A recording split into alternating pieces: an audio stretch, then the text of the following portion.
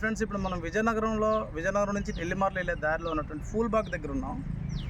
అంటే ఈ ప్రాంతాన్ని ఫూల్బాగ్ కాలనీ అని పిలుస్తారు. చాలా విజయనగరంలో కూడా ఇది ఒక పేరు పొందినటువంటి ప్రాంతం. అయితే ఈ ఫూల్బాగ్కి పేరు ఎలా వచ్చిందనే విషయం మీద ఈ లోపలికి రావడం జరిగింది.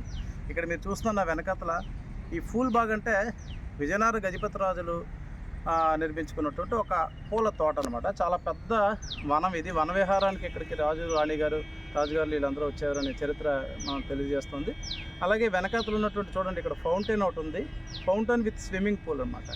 చాలా బ్యూటిఫుల్ కన్స్ట్రక్షన్ అది. ఈ రోజుకి పాడిపోయడం ఉండొచ్చు, ఎందుకంటే మెయింటెనెన్స్ లేకపోవడం వల్ల. కానీ ఈ లోపలికి వెళ్ళి చూసాం, గంట స్తంభం కానీ ఇక్కడ ఉన్నటువంటి ఫౌంటైన్స్ కానీ మధ్యలో ఉన్నటువంటి బిల్డింగ్స్ కానీ ఇవన్నీ కూడా ఆ రోజుల్లో చారిత్రకాత్మకమైనటువంటి గొప్ప ప్రాధాన్యత కలిగినటువంటి ప్రాంతంగా ఈ ఫూల్బాగ్ మనకు తెలుస్తుంది. Thank you. ఫూల్బాగ్ అంటే పూల తోట.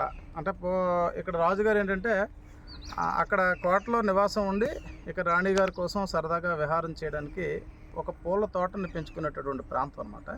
ఇది యాక్చువల్గా ఇప్పుడు చూస్తుంటే చాలా ప్లెజెంట్గా ఉంది. ఇక్కడ మన వెనకను కూడా చూడొచ్చు. ఒక గంట స్తంభంలో గంట స్తంభం ఒకటి ఉంది. అందులో నుయ్యి ఉందంటారు. ఆ నూతిలో నుంచి ఒక గుహ లాంటిది మళ్ళీ కోట వరకు ఉందనేది, సొరంగం ఉండేది అనేది ఒక చరిత్ర చెప్తుంది. ఏదైనా ఇక్కడ చాలా బ్యూటిఫుల్గా ఉంది.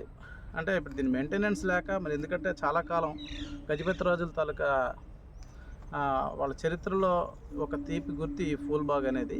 చాలా బ్యూటిఫుల్గా ఉండేదట. ఒకప్పుడు రోజు ఇక్కడికి వచ్చి వనవిహారం చేస్తూ ఉండేవారట. ఇక్కడ